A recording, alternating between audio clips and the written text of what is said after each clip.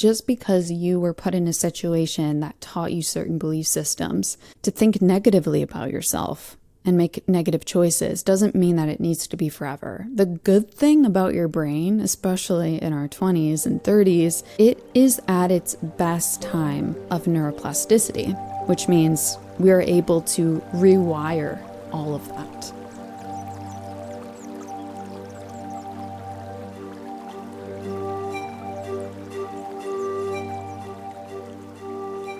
Hello, and welcome back to another episode of the 20s Detox. I'm Bianca, your host, where we dive into all the things that I'm learning and unlearning in my 20s to elevate this decade. If you're here on Spotify or Apple, make sure to follow along. On YouTube, you can subscribe. I appreciate anyone who follows along. I post an episode every single Tuesday relating to seasonal guidance or advice for being in your 20s. I also have a goal of reaching 100 reviews on Spotify, which we're almost there, so it's crazy, by the end of 2026. So if you have been listening for a bit of time and you are enjoying some of the episodes, please make sure to rate it there. I've been seeing lately a lot about the art of unlearning, and I find it really funny because I've never really done a deep dive of unlearning in general for any of the episodes. I've done it a little bit on Instagram and TikTok from a while ago, but for some of you that might not know, like the detox is the importance of unlearning through life. So I think that this is perfect. I can do an episode about my journey of understanding the value of unlearning, what got me there, what it is, how to do it as well, because I do talk about a few different things that we could unlearn and the stories behind it and all that. But I thought it could be beneficial to some of you who are new to this thing called unlearning. Let's go back in time to when I was asleep and didn't really know about the power of your belief systems and didn't really know much about my inner voice, was not really that self-aware. It was at this period in my life when I had a huge spiritual awakening and all came to the forefront of all those things I just mentioned in such a short period of time.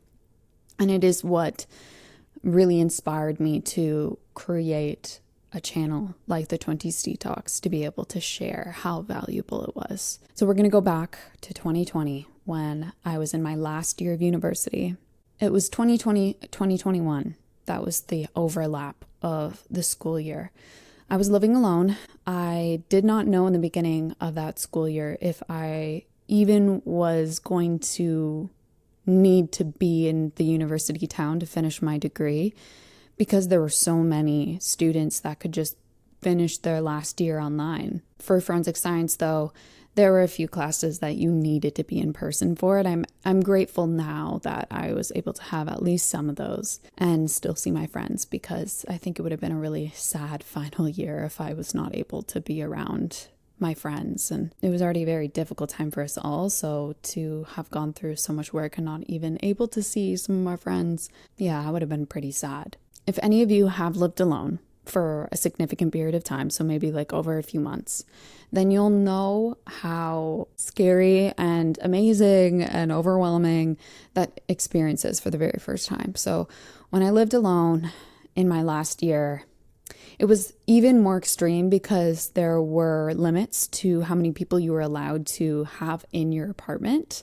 So I don't know if you guys also had this, but like depending on how many people were in your household, you could only have like 1 to 2 other people that you were legally able to invite. And there were a lot of students that were getting like fined hundreds to thousands of dollars because they were not listening to those. And I was like, tuition's already expensive. I'm not going to do this to myself. Actually, for even more reference and context during that time, I was in the midst of grieving a person who passed away the previous spring. It was my first experience of grief, like real grief. And even to this day, after grieving, like my great aunt, who was one of my, angels, my soul sisters, that first grieving experience, because they were so young, they were not even in their 20s, maybe just freshly 20, it broke my heart, because it's one thing to have a full life, a long life, and then pass, and all of us are sad because you know that you never get enough time with them. But it's another thing to see somebody young who didn't get to experience the fullness of what their life could have been,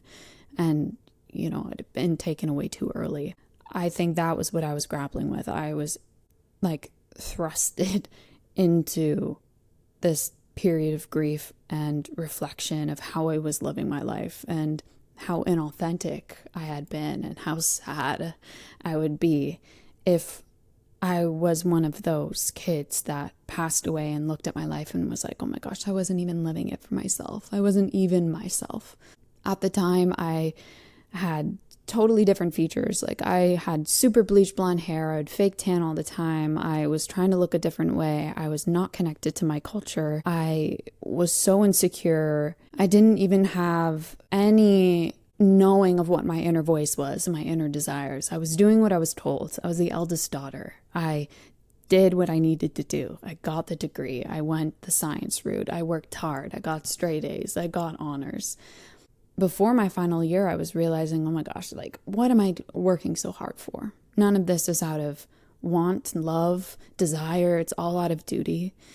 It's all out of this is the way it should be. It's riddled with internalized misogyny on how I should show up. It's the way I was showing up was completely for the male gaze or for status, recognition, external validation. I was the furthest away from being myself. And I'm, as horrific as this might sound, I'm so grateful that I had the experience to be so close with somebody and that they passed away so soon, because maybe without that, I would not be here today, have the drive to do what I do, because it changed my life, the way I think. One of the first things that happened was I really stopped caring about what people thought of me. I realized that it was more scary for me to pass away tomorrow, knowing I did everything I should have done. I followed exactly the way that the eldest daughter should have been, did all the right things and got the prestigious degree and all that stuff, prestigious career. That's more scary to me than facing the resistance of other people by choosing myself, because there will be resistance from other people that want you to be a certain way, want you to look a certain way, want you to do something that follows maybe what you're culturally supposed to do. I'm Italian. That's the main culture that I'm raised with. I'm also Scandinavian. Within Italian culture, and also because I'm third-generational immigrant, I recognize how hard my family worked, what they made from that, and what they carried from some of their experiences. Culture is so prevalent. On my grandmother's side, being Norwegian, raised so poor, and how hard they worked to be able to create what they have today. Nothing until that point of when I lost that friend did it make me want to think about myself. I felt like it was not fair to think about myself with all the hard work that they did. And then I realized something switched in me where that's not really the point. I'm not here to do what somebody else wants me to do. I don't think I would have chosen this life if that was the case. I have the ability at this time in history, a woman, to be able to own her own things, pave a way in my career without so much resistance of men in the way. I have this ability. I better do it as authentically as possible, because I know that that would be the best outcome, because I'm using what I'm gifted with. That was kind of a bit about where I was in 2020 and 2021. When I graduated and did all I needed to do and submitted my final paper, I thought that I would feel really proud and elated and excited, and I felt so numb. I was realizing at that point, oh my gosh, I really have not been doing this for me. And after trying so hard and working so hard, and thinking during those years in university when I said no to having fun and said no to maybe even going on a date, or said no to seeing my friends, because I was looking for this huge, like, I don't know, like you think you're going to submit a final piece of paper and there's going to be balloons that like fall down with you, and To be honest, people who graduated in 2021, we didn't even get a graduation. I didn't even get to walk on a stage. I got my diploma in the mail. But you know what that lesson taught me right there? The importance of internal validation. That was the first experience, really, when I had put so much hard work into something and received little to no external validation after. And I mean years of hard work. And the reason it felt so numb and unfulfilling was because there really wasn't any intrinsic motivation behind it. It was all for the approval of others and how well I could do. So that was lesson number 1 for me. And the first maybe unlearning message of, okay, I cannot continue to do things for external validation because I might never receive it. And how hollow would that be of that task? Because I knew I had the discipline. I will maybe give that to my karate years. That's my main sport. I was an instructor. Discipline was engraved in us, so I know how to work hard. That's not the issue. It's afterwards, the feeling. Because even at the end of the day, if you did something you absolutely loved and you felt proud of and you felt like it was a reflection of you, you're happy that you put that out there. And that keeps you going, keeps you happy, keeps you feeling like I'm doing the right thing. I remember after I graduated, because I was 4 hours away from my parents, they wanted to FaceTime me and asked me about, okay, so what's next? Like masters? Are you going to continue? And I literally was like, I dissociated. I think that was one of the first times where I like recognized I dissociated there completely. And my dad recognized it because I think I learned it from him. And he's like, Vicky, like that's my mom's name, Vicky, she's not gonna have this conversation. She's not ready to have this conversation. Can't you see that she's exhausted?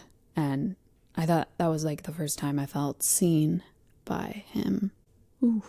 The month after that, I spent a lot of time learning about my inner voice. And it was not a conscious choice, actually. One of my best friends had sent me the book, A New Earth by Eckhart Tolle, for my birthday. My birthday was in March, and I submitted the final paper in April. So I spent all of May slowly packing up my things, spending time with my boyfriend who I newly, got together with. Like, now we're like 6 years, but like that was our first year dating, and I didn't want to be so far away from him.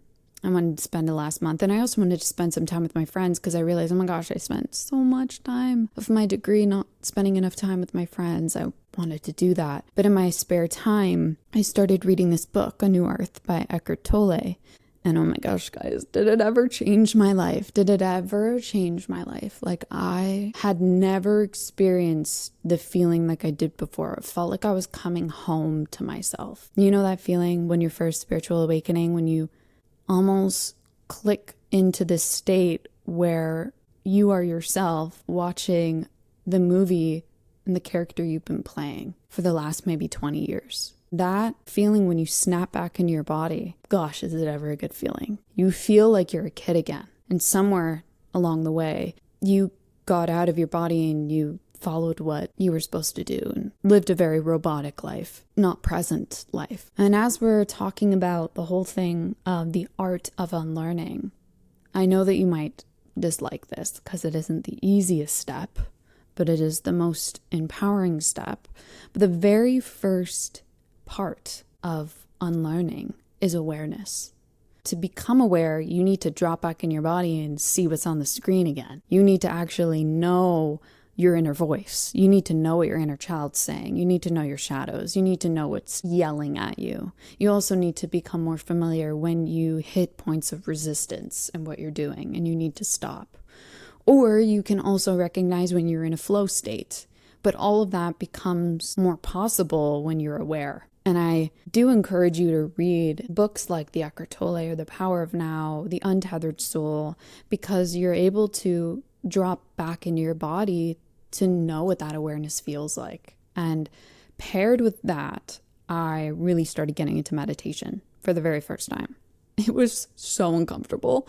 Like, maybe I should have an entire other episode about meditation and my journey with it. Because now I would say that I meditate almost every single morning and have for like over 3 years now. It is by far the most valuable habit I've ever taken on. Beyond therapy, like meditation is so incredible. if you say that it isn't for you, I encourage you to look a little bit deeper as to why it isn't, because I'm almost positive that if you think it's not for you, it's because you don't want to stand still and you're not familiar with the bliss that comes from dropping back in your body and yourself again, that feeling of being home. It doesn't happen every time when I meditate.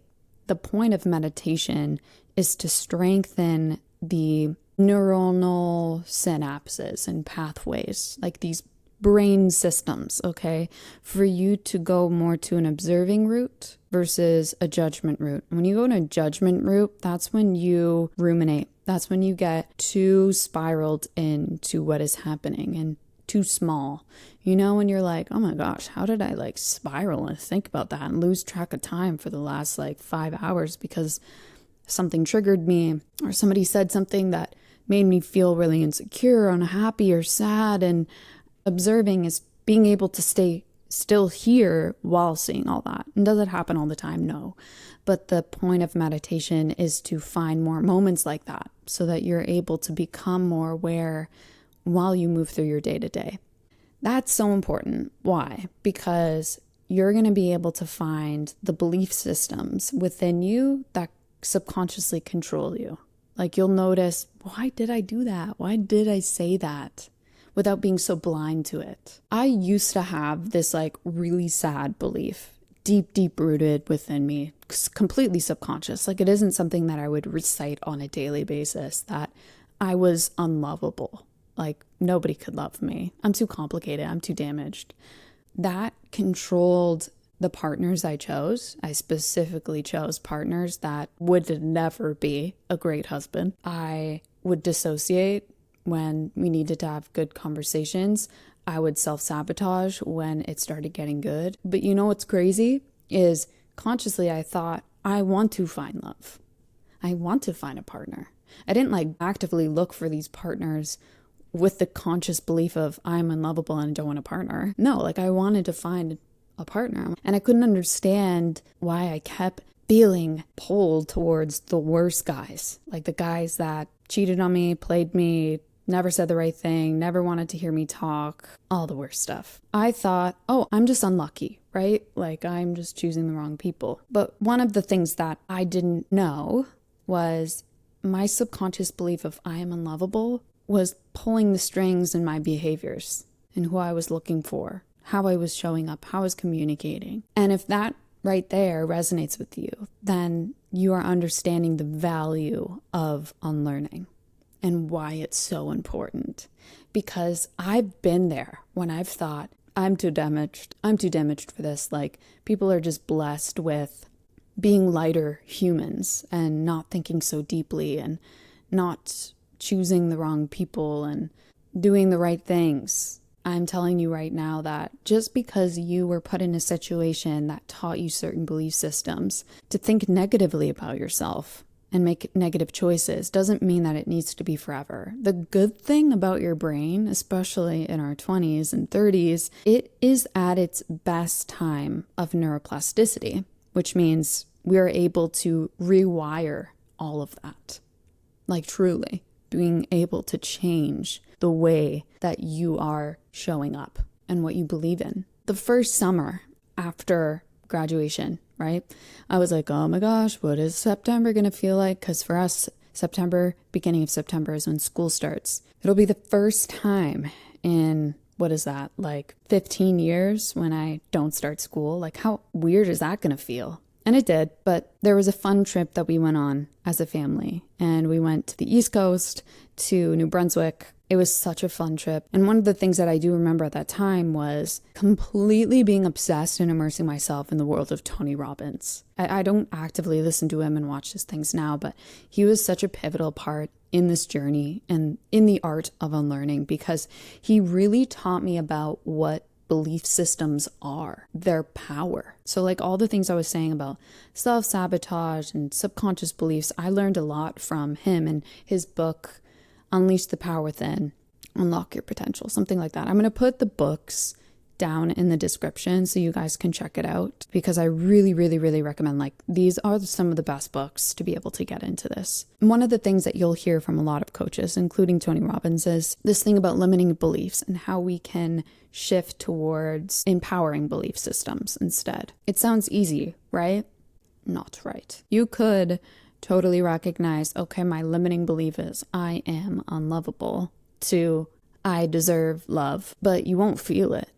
That's another thing with affirmations. You won't feel it right away. The point of that you need to remember is, how long did you support that limiting belief of I am unlovable? At least for myself, it was 23 years. That's a long time. So to write something on a piece of paper saying, I deserve love, I am allowed to experience love, and all these affirmations, you might think it's a hoax in the beginning. That, okay, apparently this has worked for so many people, but it's not working for me. Maybe it isn't for me. Know that your journey in this is so unique. And also there are so many different ways that you can recondition your way of thinking. Hypnotic meditations in general, subliminals, audio affirmations, journaling. Time, literally takes time and hard effort to do this, because you are changing a part of your identity. That's another thing here, the hard part of unlearning. Our belief systems that we're trying to unlearn have been a part of our identity. Like, when I thought I was unlovable, I was much different than I am now. I was hard, physically closed myself off from a lot of compassion, listened to different music. I watched different movies. I was in different rooms with different people, and I had to mourn her before becoming the person where I am lovable. That can be one of the hardest parts. You're mourning a part of your identity and saying, I don't need you anymore. And I know that you were trying to protect me. I know you're trying to harden me so that I wouldn't feel the pain of maybe being shut down, but I don't need that anymore. I don't need to be that person anymore. And that in itself takes time, beyond all the extra stuff of trying to say, I am attracting love all around me. Letting go of the old versions of you takes time, and you might cry. You might cry because you'll learn that the adult versions of you now are, in general, just the part of you that is really trying to protect the child in you. And here's the thing, that feeling of I am unlovable, damaged and stuff, I'm not blaming my upbringing, my parents, my teachers, stuff like that. I can't blame them, okay? Because I also know that I'm an extremely sensitive child. I'm an extremely sensitive person. So when something might have happened, I developed this belief system of, oh, that means I am unlovable. Whereas maybe somebody with the exact same experience maybe didn't even take that on.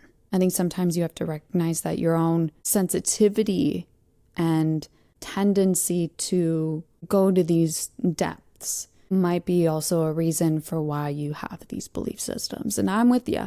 I am a super deep, emotional, sensitive person, and I'm catching constantly these belief systems in me that maybe not everybody has with the same experience I had, but I can't penalize myself either. I can't be upset with my sensitivity, because that is a part of one of my gifts, to be able to do this. So to embrace that I can be sensitive and do this also means that I need to embrace the negatives of what can happen with it, taking on too much. Going back to Tony Robbins, when I was in New Brunswick and reading this book, one of the things that I remember seeing when I was on the beach and like looking at the water, he put this visual in his book of a table to represent a belief system. Imagine, especially if you see this on video right now, imagine that you have like a belief here on top of the table, and then you have legs for the table. All of those legs are ways that you support a belief system. And those ways, I'm going back to the unlovable one. All the legs could have been, when I chose the wrong partner, when I dissociated, when I self-sabotaged this situation, when something got good, when I might have interacted with somebody who would have been a great partner, but I had to say no because I felt like it didn't align with me. Those are all legs that support this belief system. And in order to catch yourself in those moments requires, like I said, awareness to be able to be like, no, I'm not going to sabotage this. I'm not going to say this to me. I'm not going to do this because I want to knock down those legs. And that in itself is the art of unlearning. To have the awareness to recognize a leg within that belief system that is supporting a limiting belief that you want to let go and dismantle. But in order to reach that limiting belief, you need to be able to reach it first. And how do you reach it? By knocking down all the legs. So what I found myself when I was starting to become more aware of this, I was actually in my final year of university when I had met my current boyfriend. And I remember I was like talking to these other guys, and they were never, I knew that they were just like not the right guys. They were like the classic playboys that were gonna ruin my heart again. I remember when I first met my boyfriend, we went on this hike together because it was the pandemic, right? Like we couldn't like go inside, have a dinner or anything. It was still a little bit icy. There was a time when my boyfriend reached his hand out to offer help for me to get down. And I remember like the thought in my head right away was, I don't need a man to support me. I don't need any man to help me through this life. I'm an independent woman. And then I thought, I need to calm down for a second and just recognize that I'm allowed to have a man support me right now, even if it's to walk down this rock with ice. Right there was me knocking down one of those legs from that belief system of I'm unlovable, probably also supporting other belief systems of men are scary. That was me knocking down a leg right there by just taking his hand. And another time I knocked over a leg was when I told these other guys at the time, being like, you know what, I really like this guy I'm talking to. I want to see where it goes. I don't think that we can continue talking. And I took the leap of doing what's out of the ordinary. Instead of me going to the guys that I know are going to be emotionally unavailable, that I know won't treat me right, that in my sense of identity are what I'm more familiar with, I'm going to do the scarier thing, saying no to them and give this guy a chance who is scaring the hell out of me because he's a nice guy and I don't want to screw it up. I'm going to choose him. That was knocking another leg down. So those are examples of how the art of unlearning is not simple. It's a lot of steps down the way of recognizing when maybe a leg will go up in a certain belief system and finding the ways of knocking it down. Maybe a leg that's been there for years, finally able to knock it down.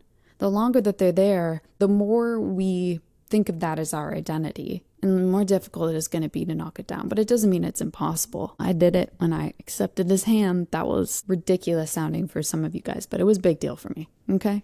But I will say the last thing is when you're finally knocking down all of these legs and you see the belief system there, it's come out of the subconscious because you can see it. To dismantle that, you need to replace it with something that is empowering. And you need to also, along the way, affirm yourself, even if you don't believe it.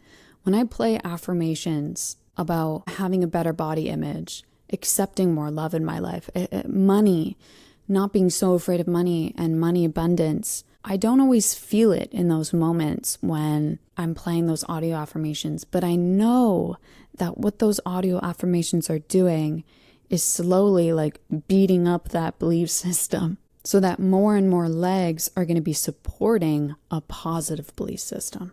And beyond just the affirmations, acting that way, doing what's scary, exposure therapy, doing what you're afraid of.